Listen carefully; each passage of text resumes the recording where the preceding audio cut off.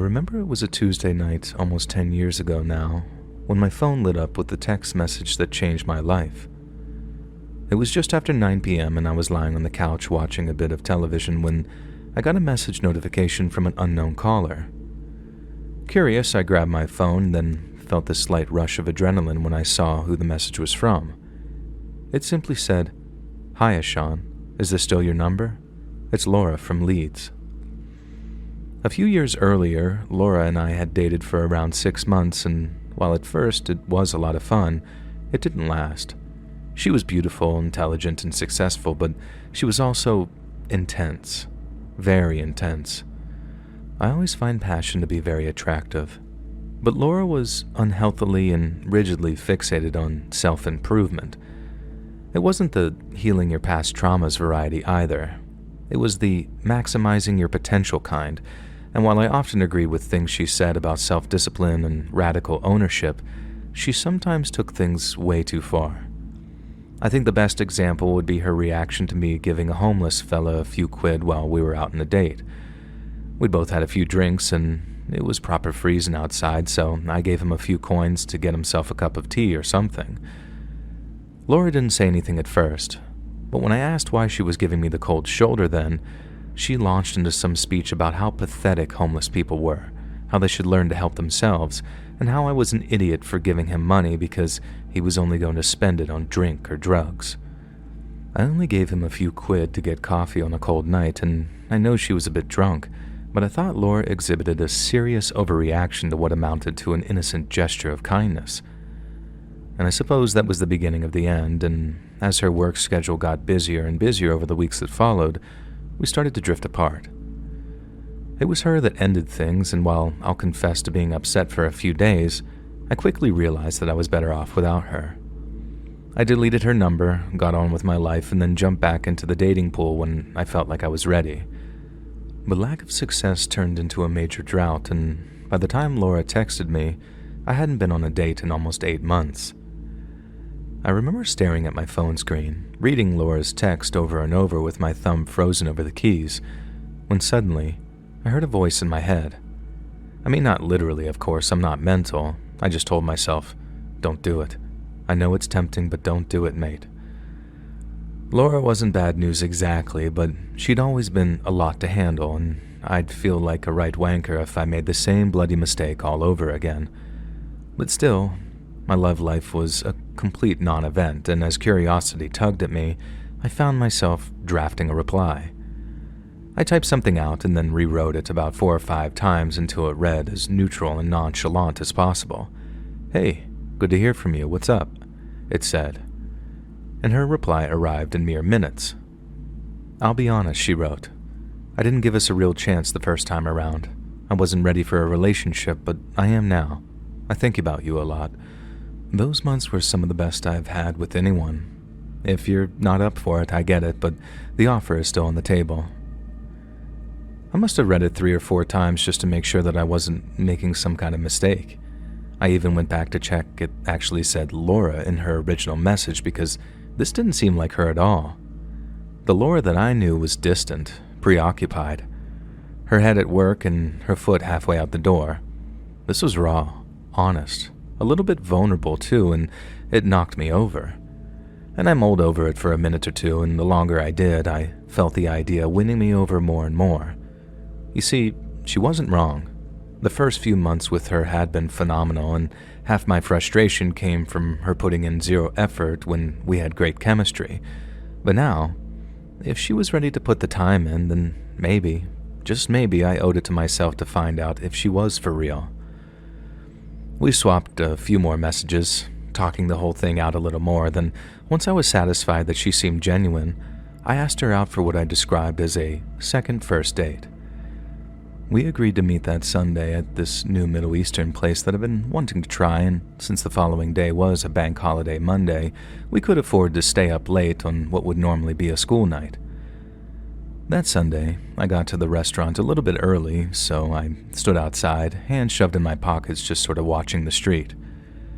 It was very early May, so I wasn't too chilly in just a shirt and jeans, and I was content to wait outside till Laura turned up.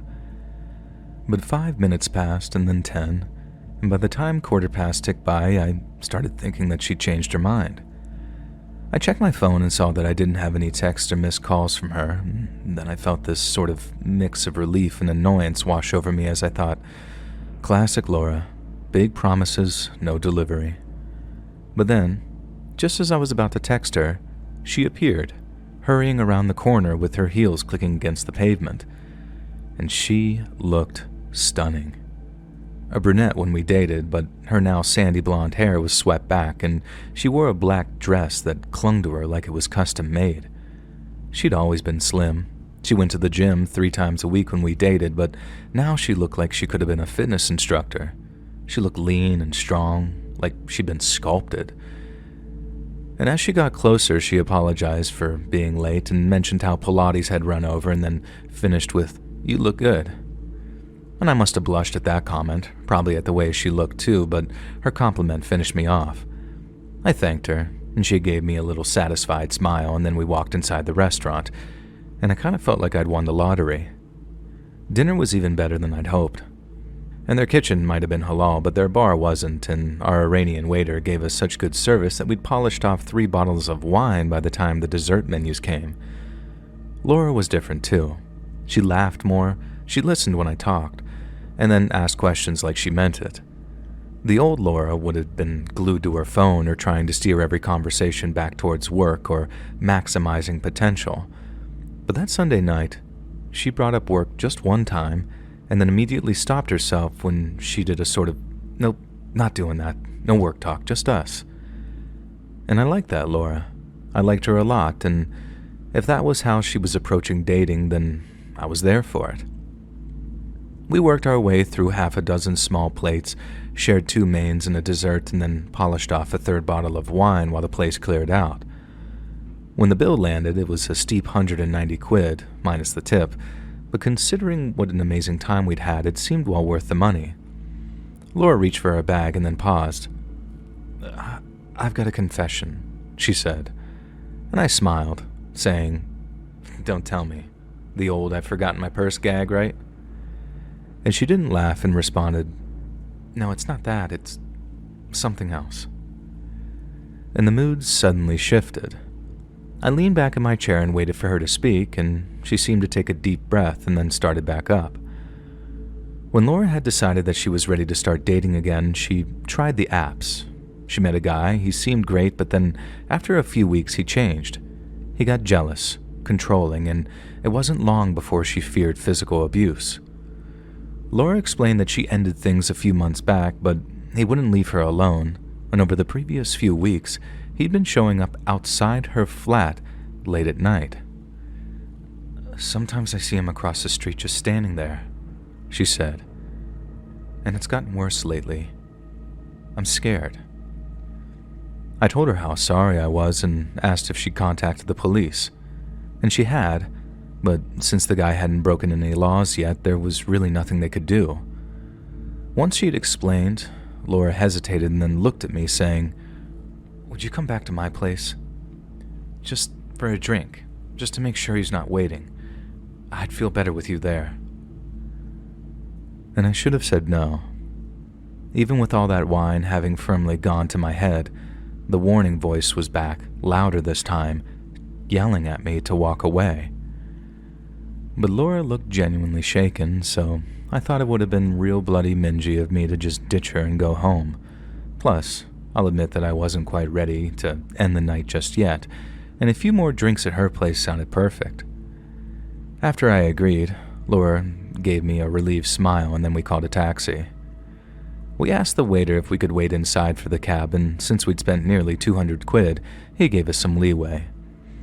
About 10 minutes later, a black carrier pulled up, just a plain van with tinted passenger windows, and then as we walked outside, the driver slid the larger passenger door open with a smile. He told us the people carrier was the only free car that they had left, but promised no extra charge for the larger vehicle. I thanked him for the consideration and then followed Laura into the middle row of seating before he slid the door closed behind us. We carried on chatting as the driver got the people carrier moving, and I remember how Laura leaned into me as we made small talk. Her arm brushed against mine, I let it happen and felt the familiar rush of a date having gone well. I felt relaxed but excited at the same time, with the wine making everything soft around the edges. And then I heard it. It was a sound coming from the seat behind me. A soft rustle like someone moving. And I turned my head, but before I could see it, something snapped around my neck and then pulled so tight it bit into my skin. I grabbed at it, my fingers scrabbling, my lungs seizing up, and my vision absolutely was swimming, and then blurred, and that's when everything went dark. I woke up coughing, my throat burning, and as I tried to speak, I realized my mouth was stuffed with a rag that tasted like oil and sweat. I tried to open my eyes, but I couldn't. A blindfold pressed against them, tied so tight that it dug into my temples. I then tried to move my arms and legs, but found my wrists and ankles had been bound with plastic zip ties that cut off the circulation. I felt the panic wash over me. I thrashed and kicked, trying to scream through that gag, but a voice, very low and gravelly from what I remember, suddenly growled from behind me. "Move again, and you're dead." I kept fighting, jerking my shoulders and twisting my wrists until the ties felt like they were slicing into my skin. And then suddenly, the pressure around my throat returned. I gasped for air, but nothing filled my lungs, and then I remember seeing those white sparks in the darkness behind my blindfold, as Laura's voice suddenly cut through the background noise. "Stop fighting it, Sean," she said, calm.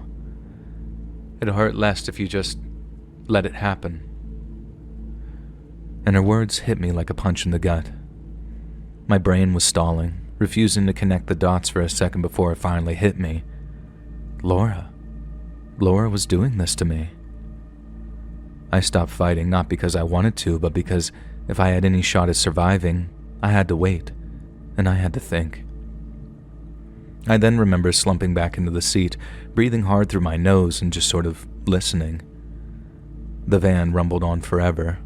Every bump jolted my spine, every turn made my stomach turn, and I tried to count the minutes, to listen out for anything that might give me a clue as to who'd taken me or where I'd been taken, but fear was absolutely scrambling my brain.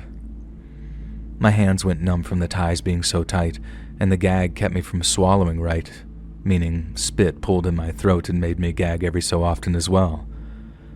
Laura didn't say another word, and no one did. There was just the low hum of the engine and the outside traffic, and then the occasional sound of the man behind me clearing his throat.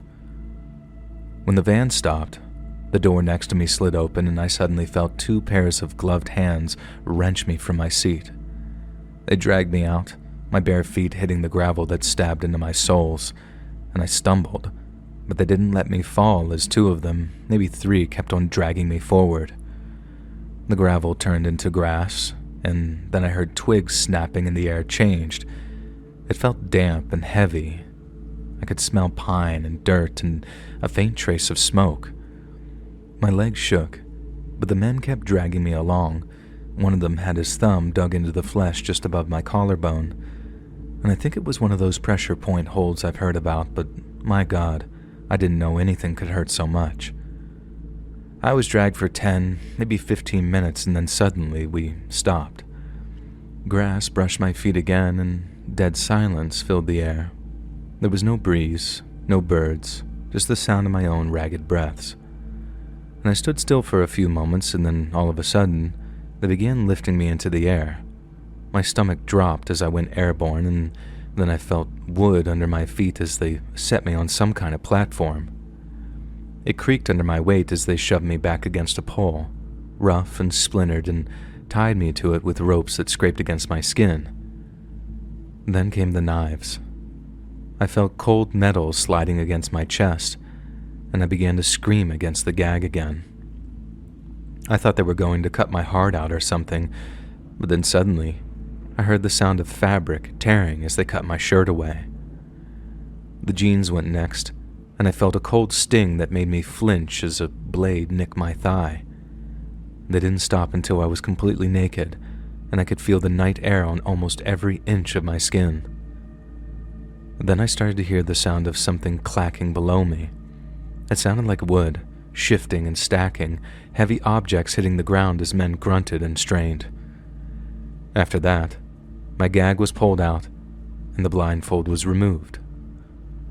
My eyes watered, adjusting to the bright light of flaming torches, and that's when I saw where I was. My knees buckled.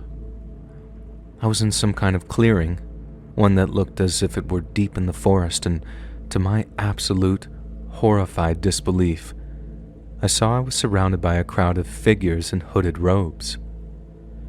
Faces were hidden behind masks, smooth and featureless like these blank slates, and some held torches, the flames spitting and crackling as they cast jagged shadows across the trees.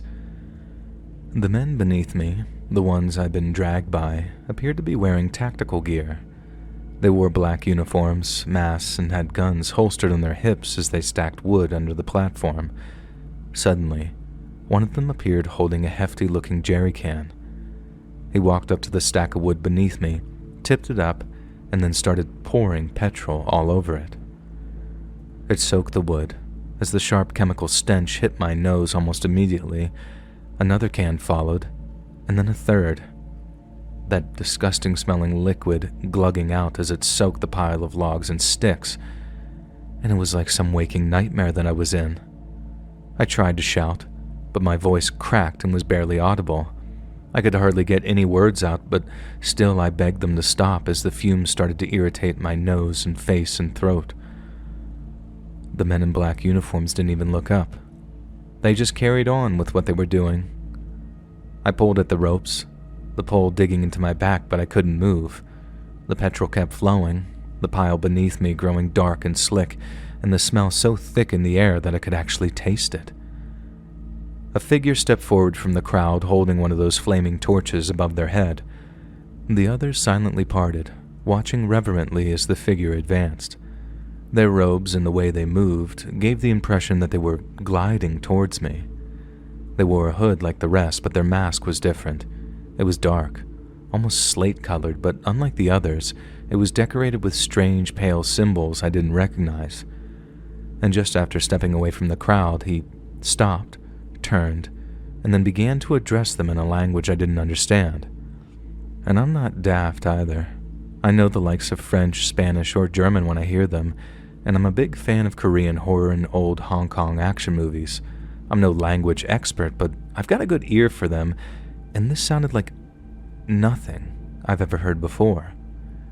The words rolled out, sharp and rhythmic, and every so often the crowd responded in short, barking chants that echoed through the trees.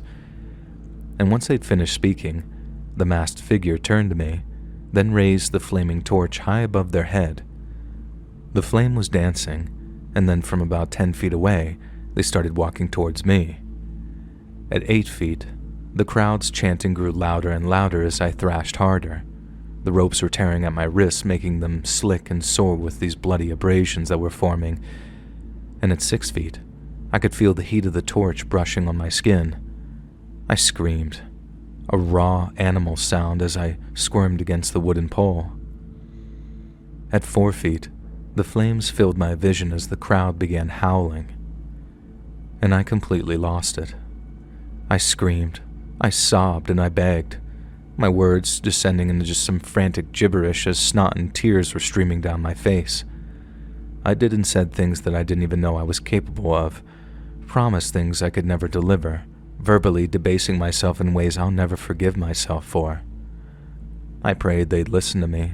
I begged them to see reason, but the crowd's chanting only got louder and louder until I could barely hear myself scream.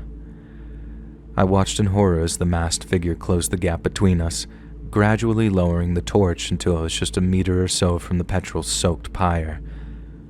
Another few seconds and I'd be engulfed in flames, choking on smoke, feeling my skin begin to blister and blacken. Yet just as it looked like the figure was going to drop the torch into that pyre, they raised it back up into the air again, and the crowd behind them went quiet. I froze, staring silently at the flaming torch as the figure took a few steps backwards. Then, after a few seconds of silence, they let it fall to the ground, pulled up their robes slightly, and then stamped out the flames with the sole of a long black boot. My head spun as the embers hissed into nothingness, and I couldn't breathe. I couldn't think properly. I wanted to be relieved, but I couldn't, because I might not have avoided a fiery fate, merely delayed it. But the next thing I know, one of the tactical guys climbed up onto the platform, his boots thumping on the wood behind me. He slipped the blindfold back over my eyes, stuffed the gag back into my mouth, and then cut the ropes which bound me to the pole. My arms dropped, useless and numb from the full-body terror I was experiencing, and then I was dragged from the platform. My legs wouldn't hold me as I touched the ground. I stumbled and fell, then the men hauled me up. It took ages before my legs could hold my weight again, but I think I only walked for about 4 or 5 minutes before I once again heard the sound of a van door sliding open. They bound my wrists and ankles, threw me in, and then after the door slammed behind me, the van got moving. I just remember being curled up and shivering, all the hope having drained out of me. I was convinced that I was going to die, but there was no chance of escape. So you can imagine the disbelief I felt when they suddenly stopped the van, cut the bindings on my ankles, and then pulled me onto the road. I hit the ground, dirt and rocks scraping my knees, and then heard the sound of the van peeling away. I was convinced someone else was about to grab me and haul me to my feet, but after a few moments of complete silence, I pulled up my blindfold, and I saw I was alone. I was on a dirt road in what looked like the middle of nowhere. No houses, no cars, just empty fields all around me. My wrists were still zip-tied, and I was still completely naked, but I could walk. I got to my feet, every joint screaming, and started on down the road. I'd never been so cold in my entire life, and it was like the wind was cutting through me, but I kept moving.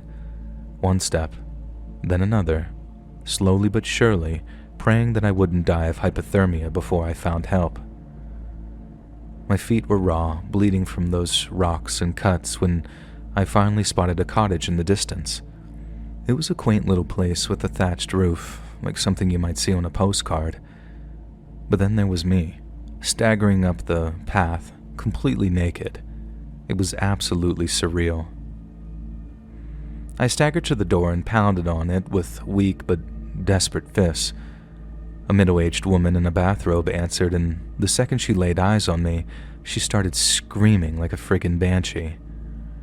Her husband charged up behind her, a baseball bat in his hands, and he was about to start beating the absolute crap out of me when he saw the bindings on my wrists and stopped.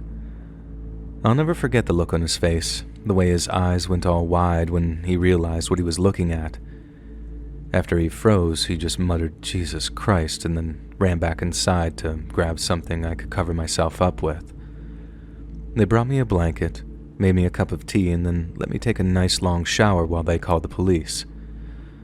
The hot water stung my wrists and my ankles and the soles of my feet, and I just stood there, shaking, watching blood and dirt swirl down that drain and just wincing from the pain as I washed myself.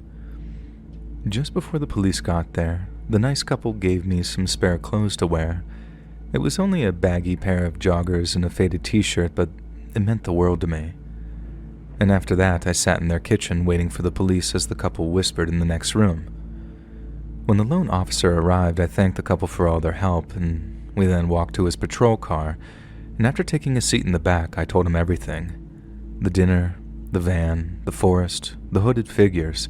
He wrote it down and then asked in a very flat tone, "How much did you have to drink tonight?" And I told him we drank 3 bottles, split pretty evenly. I was drunk, but I wasn't smashed, and I most certainly hadn't blacked out either. He didn't argue, but I could tell that he didn't buy it. They tracked down Laura and the taxi driver, but their stories didn't match. They claimed that I'd been blind drunk, demanded that they stop the taxi so I could get out to vomit, and then after doing so, I'd walked off into the dark field never to return. They had a receipt from the restaurant, timestamps and everything, and Laura's phone went dead after that. No answers, no trace of her. And then after a while, the police seemed to just give up on everything, as worthless as the UK police usually are. They said there wasn't enough evidence, that they couldn't trace this Laura girl that I'd gone on a date with. So until I remember her address or until I remembered where I'd been taken, there was simply nothing that I could do to further their investigation. The grazes on my wrist healed, but the nightmares did not. I tried to do my own research on what had happened for a while, but it took a serious toll on my mental health. I went down many rabbit holes pertaining to Wiccan and occult practices, but found nothing like the mass that I'd seen or the language I'd heard. I talked to some of the users even on r/conspiracy, and X even posted about it, but most people didn't believe me, and one user even called me a plant. In the end, I stopped trying to make sense of anything, and in a kind of great big circle found my way back to the heal your trauma self-help genre that Laura had so staunchly avoided. I tried reading all the books I could get my hands on, even did an online course about getting rid of the night terrors, but nothing really helped. I still see that torch every night, feel the heat, hear the chants, and I haven't dated since then, and my trust issues have extended into even the simplest of everyday interactions. Sometimes I'll be chatting with someone I don't know personally, and I'll stop and think, was it you? Were you there? Sometimes when things get really bad, I think about the person with that torch, the one who, for whatever reason, chose not to light the fire underneath me. And sometimes I feel like I owe them my life, then in the grand scheme of things, they're the best friend I'd ever had. I swing between intense gratitude and hating them with every fiber of my being. Not because I wish that they'd gone through with it, but because they left me stuck here, half alive, with a story that hardly anyone believes.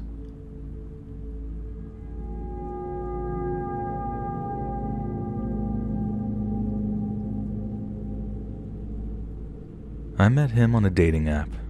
His name was Ryan, and back then, I thought he was everything I'd been looking for. His profile picture showed him leaning against a motorcycle, wearing a leather jacket and a handsome smile that gave me butterflies. We matched, and within a day he'd sent me a message. "Hey, you seem cool. Coffee sometime?" I was 24, working a steady job at a marketing firm, and was super tired of the flaky guys that I'd been matching with. Ryan seemed different. Our first date was at a small cafe downtown. He showed up on time, ordered a black coffee, and asked me about my life, my job, my family, my dog Milo. He listened. He really listened. He told me he worked as a mechanic, loved fixing things, and had a sister that he was close to. And by the end of the night, he walked me to my car and kissed me. It was soft, quick, and respectful. And I drove home grinning like an idiot. And for the first few months, he was perfect. He texted me good morning, bring me some takeout food when I was stuck late at work, and surprised me with little things. A keychain shaped of the same breed of dog Milo was, a playlist that he'd made of songs that I mentioned liking, and we'd spend weekends together, sprawled out on my couch watching movies or driving out to the coast just to walk along the beach. He'd hold my hand, his grip firm but warm, and I'd think to myself, this is it. This is what it's supposed to feel like. But then, around month 6, things started to shift. It was small at first. He'd ask where I was going if I was heading out with friends, and his tone was very casual, but his eyes said a different story. Just curious, he'd say, but it didn't feel curious. It felt like he was keeping tabs. And then he started showing up unannounced. I'd be at a bar with coworkers, laughing over some drinks, and I'd look up to see him standing by the door, watching me. "Thought I'd surprise you," he said one time, and he'd have that same handsome smile, but that smile didn't reach his eyes anymore. They seemed cold. And by month 8, the possessiveness turned into something much more darker. We'd argue over nothing, like me not texting him back fast enough, and his voice would get low and tight like he was holding something back. One night I told him I needed space after he blew up because I'd gone to dinner with a male coworker. He grabbed my wrist, not hard enough to bruise it, but enough to make me freeze. "You don't get to walk away from me," he said, and I yanked my arm free and locked myself in the bathroom until he left. And the next day he sent flowers with a note that said, "I'm sorry. I just love you too much." I wanted to believe him, but the pit in my stomach told me otherwise. and I ended it at 9 months. We were at my apartment and I'd rehearsed the words all day. "Brian, this isn't working. I'm done." And when I said it, his face went blank, like a switch flipped, and he stared at me, silent for a full minute, and then he laughed and said, "You don't mean that." And when I told him I did, he stood up, grabbed his jacket and walked out without another word, and I locked the door behind him. My hands were shaking and hoped that that was just the end of things. It wasn't. And the text started the next day. "I miss you. You're making a mistake. We're not over." I ignored them, deleted them, blocked his number, but then he'd use a different one. I'd find notes on my car windshield saying things like "talk to me," written in his sort of jagged handwriting, and once I came home to a single rose on my doorstep and the petals were crushed like he'd been gripping it too hard, and I threw it in the trash and double-checked my locks. But then, he started showing up while I was at home or at work or buying groceries. I'd spot him across the street from my office, leaning against his motorcycle, staring up at my window, and I'd see him at the grocery store, at the gym, at the park where I walked Milo, always at a distance and always watching. I'd tell him to leave me alone, but he'd just sort of smile and shake his head, walking away. After a while, even my coworkers noticed. My boss pulled me aside one day and asked if I was okay, and I lied and said yes, but I wasn't. I stopped going out unless I had to. I started parking closer to my building, keeping my keys between my fingers when I walked to my car. And then the threats came next. He called from these blocked numbers, and his voice was very low and creepy. "You think you can just toss me aside," he'd say. "You're going to regret this." And I'd hang up, but the words would just stick with me, digging into my mind. And I went to the police and filed a report, but they said that there wasn't much they could do without proof of imminent danger. And they gave me a card for a restraining order, but I knew that Ryan wouldn't care about some piece of paper. I bought pepper spray, started sleeping with a baseball bat by my bed, and told my mom about everything. She lived about an hour away, a retired nurse with a no-nonsense streak, and she begged me to move in with her. I said no. I wasn't going to let him chase me out of my life. I tried to carry on as normal as best I could. I went to work, I walked my dog, kept my head down, and the threats kept coming. But I got good at tuning them out and pretending that I wasn't scared. At least until that phone call that I got. It was a Tuesday, late afternoon, and I was at my desk when my phone buzzed, a number that I didn't recognize, and I answered thinking it was a client. It was Ryan. His voice was different. It was colder, like he was planning every word. "Killing you wouldn't be a punishment enough," he said. "You need to hurt, like you made me hurt. So because you took something precious away from me, I'm going to take something away from you now." And after that, the line went dead. And I'd never known fear like that. I grabbed my bag, left my desk without a word, and ran to my car. My mom, she was the only person he knew how to reach, the only one I'd ever mentioned to him. I called her as I drove like an insane person out of that parking lot. "Lock the doors," I said when she picked up. "Don't let anyone in. I'm coming." She asked what was wrong, but I couldn't explain. I just told her to stay safe. And the drive was a blur. My hands were gripped to the wheel so tight my knuckles were turning white, and I kept checking my rearview mirror, half expecting to see his motorcycle tailing me.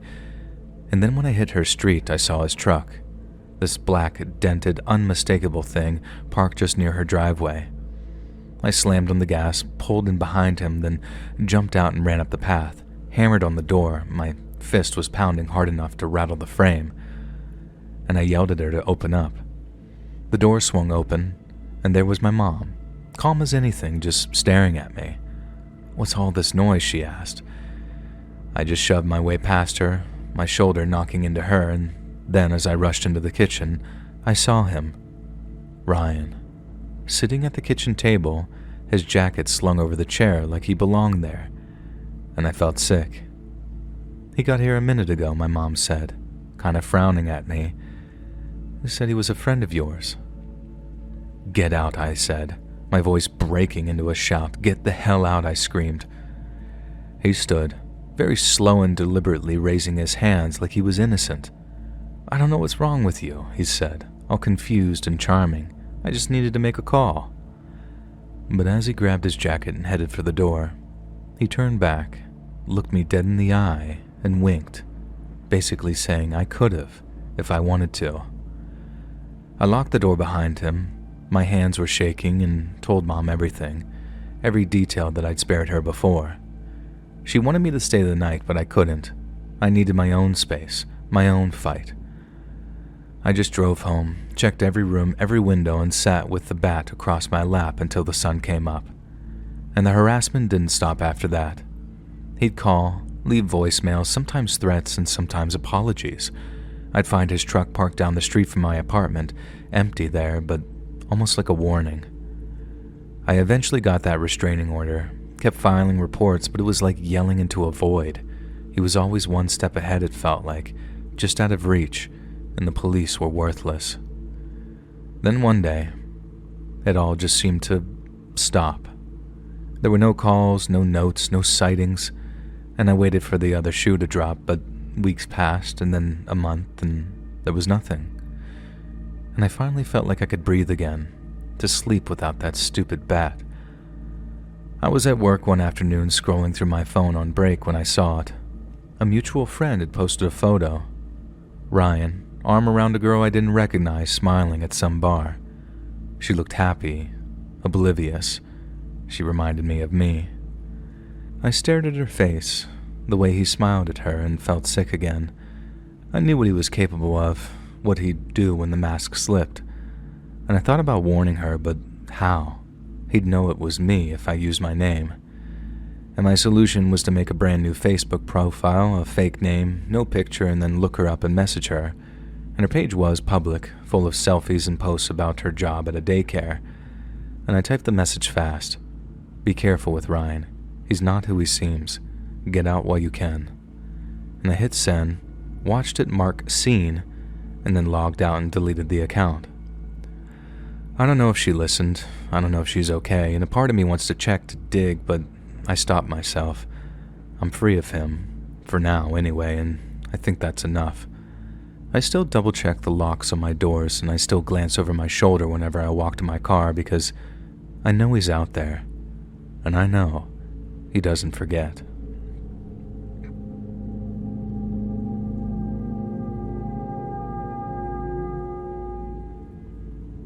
I grew up hearing the story of Elizabeth Talbot, or Lizzie as everyone called her, from my grandmother, who first heard the story from her father, who was Lizzie's only son.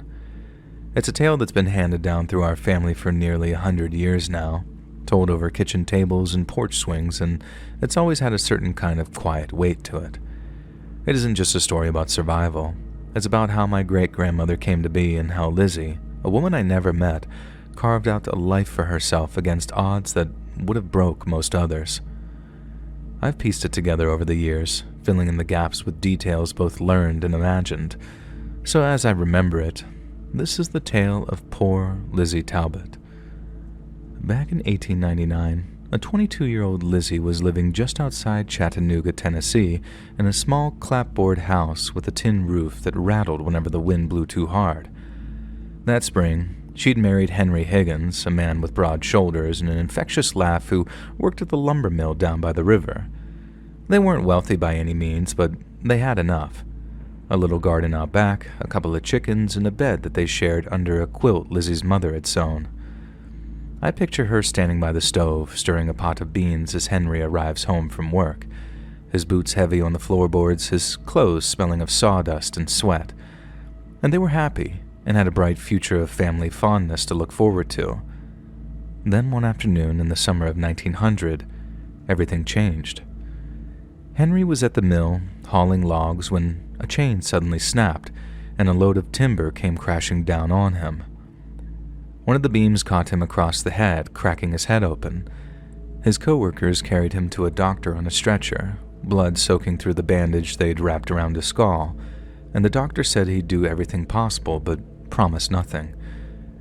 Lizzie sat by her husband's side for days, wiping Henry's forehead with a damp cloth while praying for him to wake up. He did eventually, but the man who opened his eyes wasn't the same one she'd married. The doctors said that he'd heal, that the swelling would go down, but they didn't warn her about the rest, how the injury had cracked something deeper than bone. At first, Lizzie noticed only the subtle changes in her husband, but after a while, they became very pronounced. He'd snap at her over little things, like burnt biscuits or a chair left out of place, and whenever Lizzie made him mad, Henry's hands would clench into fists and he'd pace the house like a caged dog, barking at her failures. He started drinking a lot more, and would head out to taverns or saloons until the wee small hours of the morning. Then there were the nights when he didn't come home at all. Lizzie would lie awake, listening to the crickets outside, wondering where Henry had gotten to. Then when he finally did stumble home, reeking of whiskey and cheap perfume, he'd shove her against the wall by her throat if she asked too many questions. One night, he grabbed her by the hair, then tore her head back with his eyes wild and empty, saying, "You don't own me, woman," and his breath was hot in her face. She clawed at his hands, gasping until he let go and stormed out, and that was the first time that she locked the bedroom door, her heart pounding like it was trying to escape through her rib cage. Lizzie prayed hard for things to get better and for her husband's mind to heal, but over time, he only got worse.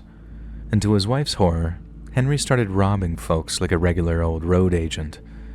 First, the drunks staggering out of saloons, and then the shopkeepers on the edge of town as they closed up for the night. And word spread fast. Henry Higgins wasn't just a mean drunk anymore. He was downright dangerous. He'd come home with blood on his knuckles and a sack of stolen goods, laughing like it was all just some game. The townsfolk also whispered about the woman he'd been seen with, girls from the rough side of town who'd take a man's money and not ask his name. Lizzie heard it all, with each and every story cutting deeper than the last. She'd remember living with the man that she'd loved, and now she was living with a stranger, and one who terrified her. The breaking point came one dark, frigid evening in the winter of 1901. Henry came crashing through the door, his coat torn, his face smeared with dirt. He was drunk. He'd been in a fight, and he was foaming at the mouth with anger. "Where's the goddamn supper, woman?" he bellowed, kicking over a chair. Lizzie tried to calm him down, but at the mere inference that her husband might be the cause of his own troubles, he lunged at her. Henry grabbed Lizzie by the hair, then slammed her head against the wall. Pain exploded behind her eyes before she crumpled to the floor. She looked up to see that Henry was towering over her, his heavy boots just inches from her face, and for a moment, she thought that he was going to kill her. He didn't. Henry simply spat on the floor next to his bleeding wife, and then slammed the door shut on his way out of the room.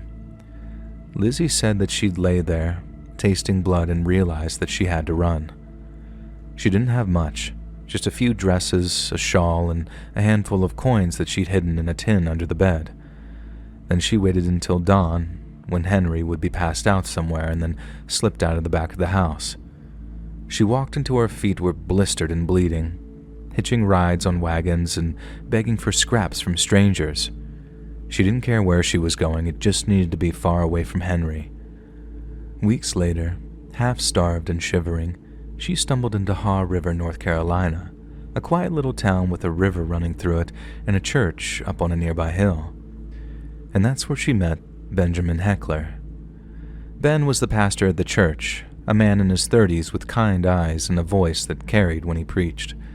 He found Lizzie slumped on the steps one Sunday morning, her dress filthy, her hands trembling. He didn't ask any questions. He just brought her inside, gave her a blanket, and set a bowl of soup in front of her. She told him her story over time, in bits and pieces, and he listened without judgment. He let her stay in a spare room at the parsonage, and before long, she was helping him with mending hymnals and sweeping the floors. They grew close, closer than they meant to, and for a while, both tried to ignore what was growing between them. But Lizzie was still married, and Benjamin wouldn't cross that line. "I can't be that man," he once told her, and his voice was firm but soft.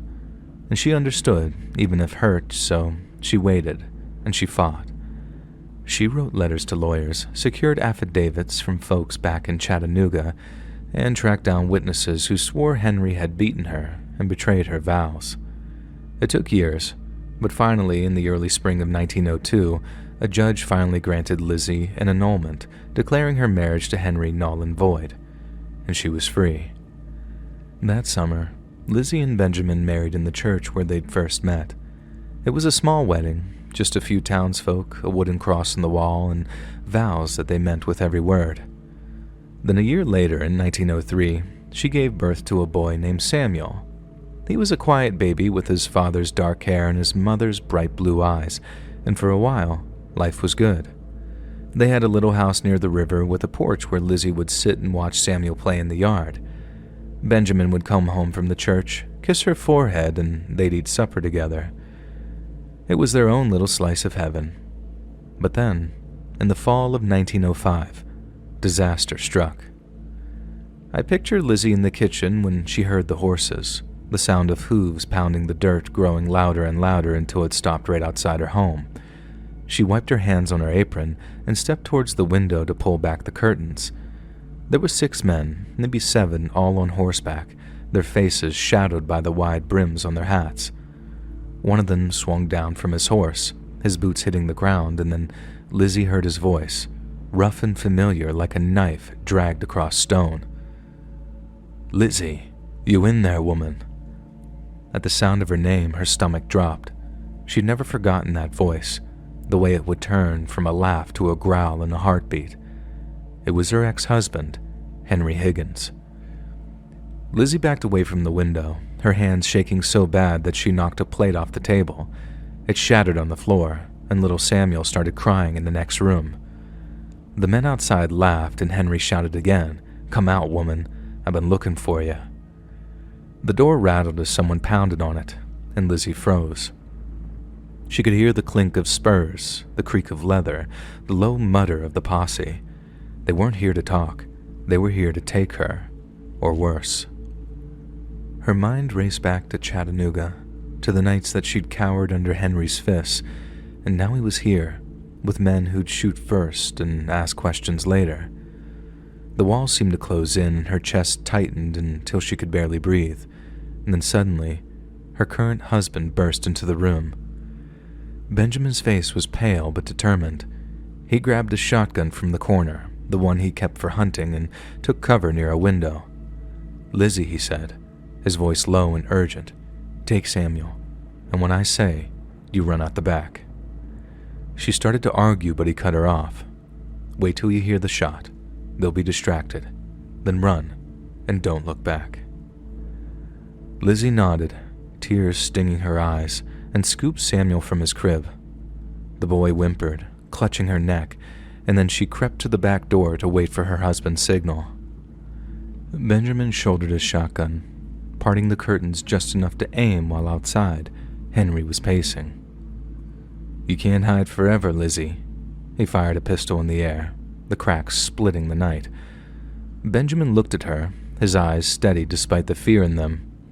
"I love you, Lizzie," he said, and then after that, he pulled the trigger. The shotgun roared, the glass shattered, and Henry Higgins fell down dead. The posse yelled, guns firing wildly, while Lizzie bolted out the back.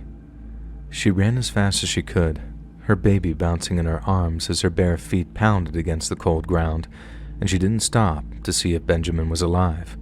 She couldn't. There was no time. She just kept going through the trees, down to the river, until the sounds of gunfire behind her faded. With nothing but her son and the clothes on her back, she made her way north, traveling by foot and kindness until she reached Richmond, Virginia. It was a much bigger burb than Haw River, a city she and her boy could disappear in. She found work sewing in a factory, rented a tiny room above a bakery, and made damn sure her young son got his education. Samuel grew up there, a boy who never knew his father but carried that same quiet strength. Lizzie raised him alone, telling him stories of Benjamin's courage and how he'd saved both of their lives. Elizabeth Talbot ended up passing away peacefully in her sleep during the year 1940. Samuel was a man by then, with a family of his own, and when she was ready, he passed the story down to my grandmother, who told it to me when I was a kid, sitting up on her lap. It's been almost 100 years since that night in Haw River, and all those involved have long since passed. But the story of Lizzie's fear, Benjamin's sacrifice, and the life they built before it all fell apart will live forever. I think about her sometimes, running through the dark with my great-grandfather in her arms, and I wonder where she found the will to keep going. Maybe it was a love, or maybe it was just stubbornness.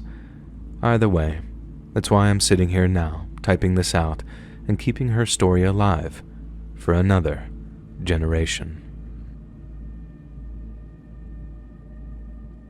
Hey friends, thanks for listening. Click that notification bell to be alerted of all future narrations. I release new videos every Monday and Thursday at 9 p.m. EST, and there are super fun live streams on Sundays and Wednesday nights. If you get a story, be sure to submit them to my email at LetsReadSubmissions@gmail.com, and you might even hear your story featured on the next video. And if you want to support me even more, grab early access to all future narrations and bonus content over on Patreon, or click that big join button to hear about the extra perks for members of the channel. And check out the Let's Read podcast, where you can hear all of these stories and big compilations located anywhere you listen to podcasts. All links in the description below. Thanks so much, friends. And remember, salami is a terrible source of protein.